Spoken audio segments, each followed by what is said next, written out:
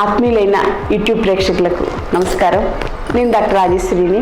ఇవాళ వీడియోలో మనం మాట్లాడుకోబోయే టాపిక్ సోరియాసిస్ రావడానికి ముఖ్యమైనటువంటి కారణాలు ఏంటి, వాటితోటి మీరు సోరియాసిస్ని సివియారిటీ ఎంత సివియర్గా మీకు అటాక్ రావడానికి అవకాశం ఉందనేది మీకు మీరే అనలైజ్ చేసుకునేలాగా ఒక స్పెషల్ కాన్సెప్ట్ చేస్తున్నాం. జనరల్గా సోరియాసిస్ వ్యాధి అంటే ఏంటంటే అందరూ కూడా జస్ట్ ఏవో టిప్స్ చెప్తే సరిపోతుంది, ఆ టిప్స్ వాడుకుంటే సరిపోతుంది, టిప్స్ ఏం చెప్పరా అని చెప్పేసి అడుగుతూ ఉంటారు. కానీ చాలామంది ఈ మధ్య కాలంలో ఆయుర్వేదం అంటే ఏంటి అనేది డీటెయిల్గా చూస్తున్నారు. సో వాళ్ళు ఏంటంటే ఈ సోరియాసిస్ అసలు వ్యాధి రావడానికి కారణాలు మాకు తెలిస్తే కొంచెం అసలు మనం ఏ రకంగా స్టెప్స్ తీసుకోవచ్చు, ముందు నుంచే జాగ్రత్తలు తీసుకోవచ్చు కదా, వ్యాధి వచ్చాక ఇది రాసి అది రాసి బాధపడే కన్నా కూడా అని చెప్పేసి ఆలోచిస్తున్నారు. సో అందుకని ఆయుర్వేదంలో వ్యాధి రావడానికి కారణాలు కూడా చాలా డీటెయిల్డ్గా చెప్పబడి ఉన్నాయి. అన్ని వ్యాధులకి అలా చెప్పబడి ఉంటాయి. అందులో ఈ సోరియాసిస్ అనేది ఇప్పుడు ఈ మధ్యకాలంలో యూత్లో ఎక్కువగా చూస్తున్నాం అనమాట. సో 30 సంవత్సరాలు అరౌండ్ అంటే 20 నుంచి 40 సంవత్సరాల వయసులో ఉన్న వాళ్ళల్లో సోరియాసిస్ వ్యాధి తీవ్రత ఎక్కువగా చూస్తున్నాం. కాబట్టి వాళ్ళందరికీ ఉపయోగపడేలాగా వాళ్ళు ప్రివెంటివ్ కేర్ ఎలా తీసుకోవచ్చు సోరియాసిస్ గురించి అనేది ఇవాళ వీడియోలో తెలుసుకుందాం. సో సోరియాసిస్ రావడానికి మెయిన్గా ఆహార విహారాలు first and foremost causative factors అని చెప్పేసి ఇంతకుముందు అనుకున్నాం. దాంట్లో ఒక భాగంగా ఏంటంటే చాలామంది ఏంటంటే భోజనం చేసిన వెంటనే స్నానం చేస్తారు. సో అది కూడా ఒక కారణం అని చెప్పేసి చెప్పబడింది. సో మన ఆయుర్వేద సంహితలైన చరక సంహిత, సుశ్రుత సంహిత, అష్టాంగ హృదయం వీటిల్లో ఏంటంటే చాలా క్లియర్గా ప్రతి వ్యాధికి కారణాలు చెప్పారు. అందులో ఏంటంటే సోరియాసిస్ రావడానికి భోజనం చేసిన వెంటనే స్నానం చేయడం కూడా ఒక కారణం అని చెప్పేసి చెప్పారు. సో భోజనం చేసిన వెంటనే స్నానం చేయడం అంటే అసలు చాలా చిన్న విషయం కదా, దాని గురించి కూడా అలా ఎందుకు చెప్పారు అని చెప్పేసి మనం ఆలోచించుకోవాలన్నమాట. సో అలా ఆలోచిస్తే ఏంటంటే ఒకప్పుడు పాత రోజుల్లో అయితే ఉదయం లేచిన వెంటనే దంతధావనం, మంచినీళ్ళు తీసుకోవడం, తర్వాత బయటికి టాయిలెట్స్కి దూరంగా ఊరి చివరి ఎక్కడికో వెళ్ళడం, ఆ తర్వాత స్నానం కూడా అక్కడే చేసేసుకుని రావడం, నదిలో స్నానం చేసేవాళ్ళు. సో ఇవన్నీ ఒక సిస్టమేటిక్గా జరిగిపోయాయి.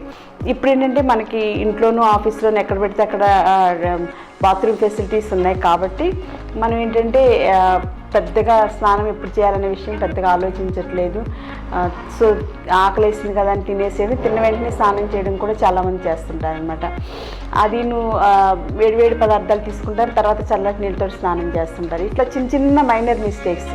సో వీటి వలన కూడా మీకు తీసుకున్నటువంటి ఆహారం సరిగ్గా డైజెస్ట్ అవ్వక అవి వ్యాధి రూపంలో తర్వాత కన్వర్ట్ అయ్యి వ్యాధిని సోరియాసిస్ లాంటి వ్యాధులు కలగడానికి కూడా అవకాశం ఉందన్నమాట. So one of the major ప్రాబ్లమ్స్లో మనం చేసేటువంటి మిస్టేక్స్లో స్నానం చేయడానికి ముందుగానే భోంచేసి జస్ట్ భోజనం అయిన వెంటనే చేతులు తడిగా ఉండగానే స్నానం చేయడం అనేది చాలా ఫండమెంటల్ మిస్టేక్ అనమాట ఆయుర్వేదిక్ కాన్సెప్ట్స్తో చూస్తే.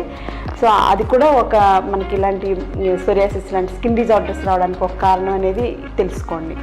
తర్వాత ఇంకొకటి ఏంటంటే మనకి చాలామంది వాంతి రానప్పుడు బలవంతంగా వాంతి చేస్తుంటారు. తర్వాత అలాగే ఆఫీస్కి వెళ్ళాలని మనకి బౌల్స్ ఇంకా రెడీ అవ్వకుండానే వెళ్ళి బాత్రూమ్కి వెళ్ళి ట్రై చేస్తూ ఉంటాం. సో మలమూత్రాది వేగాలు కానీ వాంతులు కానీ ఇవి రాకుండానే వాటిని బయటికి పంపించడానికి ట్రై చేస్తుంటాం. ఎందుకంటే మన పనులతోటి వాటికి లింక్ ఉంటుంది కాబట్టి సో అలా చేస్తుంటాం. సో అవి కూడా మంచిది కాదనమాట. అవి కూడా సోరియాసిస్ రావడానికి చాలా మేజర్ రోల్ని ప్లే చేస్తుంటాయి. ఇంకోటి ఏంటంటే మనకి మలమూత్రాది వేగాలు అని చెప్పేసి ఆయుర్వేదంలో 13 రకాల వేగాలు ఉంటాయి. అందులో ఏంటంటే బయటికి మనకి వాంతి వస్తున్నప్పుడు వాంతిని ఆపేసుకోవడం, మోషన్ వస్తున్నప్పుడు మోషన్ ఆపేసుకోవడం, యూరిన్ వస్తున్నప్పుడు యూరిన్ ఆపేసుకోవడం, ఇలాగ 13 రకాలుగా మన శరీరంలోంటి బయటకు వెళ్ళిపోసిన న్యాచురల్ అడ్జస్ట్ అనమాట అవి. సో అవి వాటిని ఆపేస్తూ ఉంటాయి. ఎందుకంటే మన పనులు మన ఆఫీస్లో ఉన్న వాతావరణం వల్ల లేకపోతే చుట్టూ ఉన్న పరిస్థితులను బట్టి కుదరదు. కాబట్టి అలా ఆపేసుకోవడం అనేది చాలామంది అలా అలవాటైపోయి ప్రొఫెషనల్గా బిజీగా ఉండేవాళ్ళు అవన్నీ న్యాచురల్గా శరీరంలో కలిగే మార్పులను పట్టించుకోకుండా పనుల మీదకి డీవియేట్ అయి ఉంటారు కాబట్టి న్యాచురల్ అడ్జస్ట్ని ఆపేస్తుంటారు. అంటే మలమూత్రాది వేగాలని 13 రకాల వేగాలు ఉంటాయి అన్నమాట శరీరంలో. అవి న్యాచురల్గా అవి ఇన్వాలంటరీగా వచ్చేటువంటి స్పీడ్ యాక్షన్స్ అన్నమాట.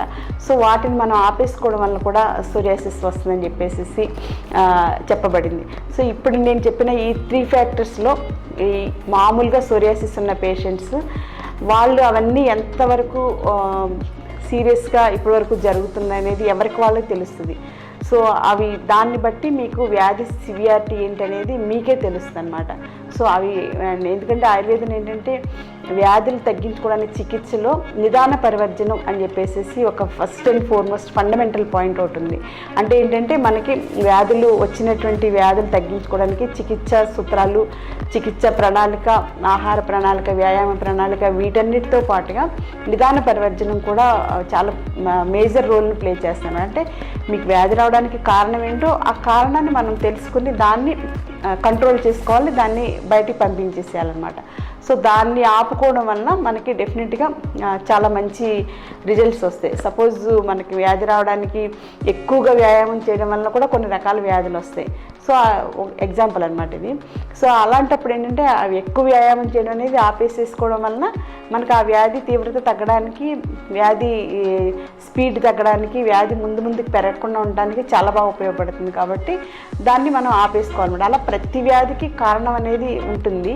సో ఆ కారణాలు ఏంటో మనం తెలుసుకుంటే మనకి కొంతవరకు మనం ఉపశమనం మనకు మనమే ప్రాక్టీస్ చేసుకోవచ్చు. అలాగే మనకి వ్యాధి ఎంత సివియర్గా ఉంది అనేది మనకు తెలుస్తుంది. ఆల్రెడీ మనకి వ్యాధి రాకుండా మనం ఇవన్నీ ఆచరిస్తూ ఉంటే కనుక మనం ఇవన్నీ చేయడం వల్ల నాకు ముందు సోరియాసిస్ రావచ్చు అనేటువంటి ఆలోచన వస్తే కనుక తప్పనిసరిగా మీ జీవన విధానాన్ని, మీ లైఫ్ స్టైల్ని మార్చుకుంటారు. కాబట్టి ఈ ముందు నుంచి కూడా ఇవన్నీ తెలుసుకోవడం అనేది మంచిది అనే ఉద్దేశంతో ఈ సోరియాసిస్ గురించి స్టార్ట్ చేసాం అనమాట. సో సోరియాసిస్ వ్యాధి రావడానికి మామూలుగా బయట ఏ డాక్టర్ దగ్గరికి వెళ్ళినా సరే కారణాలు ఎందుకు వస్తుంది డాక్టర్ నాకు ఈ ప్రాబ్లం అంటే ఏముంది చెప్పలేము, దేనికి కారణం లేదని చెప్పేసి చెప్తుంటారు. సో ఏ వ్యాధికి కారణం లేదనే అనుకుంటారు అనమాట. కానీ ఆయుర్వేద వైద్య విధానంలో అలా కాదు, ప్రతి వ్యాధికి కారణం ఉంది. మీరు అధిక బరువుతో ఉంటే దానికి కారణం ఉంది, సన్నగా ఉంటే దానికి కారణం ఉంటుంది, డయాబెటీస్ వస్తే డయాబెటీస్కి కారణం ఉంది. సో ప్రతి వ్యాధికి కారణాలు ఉన్నాయి కాబట్టి అవన్నీ కూడా తెలుసుకుని మనమే మన లైఫ్ స్టైల్లో అవన్నీ కరెక్షన్స్ చేసుకుంటే డెఫినెట్గా మీకు వ్యాధి తీవ్రత నుంచి బయటపడవచ్చు, వ్యాధిని త్వరగా తగ్గించుకోవచ్చు, వ్యాధి రాకుండా జాగ్రత్త పడవచ్చు.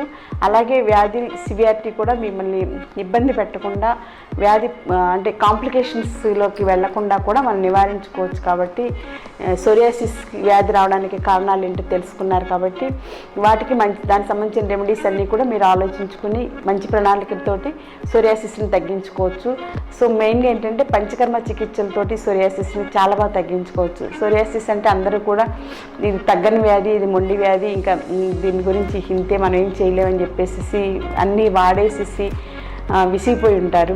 సో అలా కాదు, లోపల నుంచి కూడా సోరియాసిస్ వ్యాధికి సంబంధించిన పాజిటివ్ ఫ్యాక్టర్స్ అన్నీ కూడా బయటకు ఎలిమినేట్ చేస్తూ వ్యాధిని లోపల అంటే మనకి ఎలా అయితే కలుపు మొక్క ఉంటే దాని వేర్ల నుంచి మనం కట్ చేసేసి పడేసేస్తే మళ్ళీ కలుపు మొక్కలు రాకుండా ఉంటాయి. అలాగ కేర్ తీసుకోవడానికి ఆయుర్వేద పంచకర్మ చికిత్సలు చాలా బాగా పనిచేస్తాయి. దాంతోపాటుగా యోగాసనాలు, ప్రాణాయామ ప్రాక్టీస్ చేసుకుంటూ మంచి సాత్విక ఆహారం, మంచి జీవన విధానం, మంచి ఆలోచన విధానం ప్రాక్టీస్ చేసుకుంటే డెఫినెట్గా మీరు సోరియాసిస్ని అధిగమించవచ్చు, అందరిలా ఆరోగ్యంగా ఉండొచ్చు. మరో మంచి వీడియోలో మళ్ళీ కలుసుకుందాం. Until then take care. Thank you.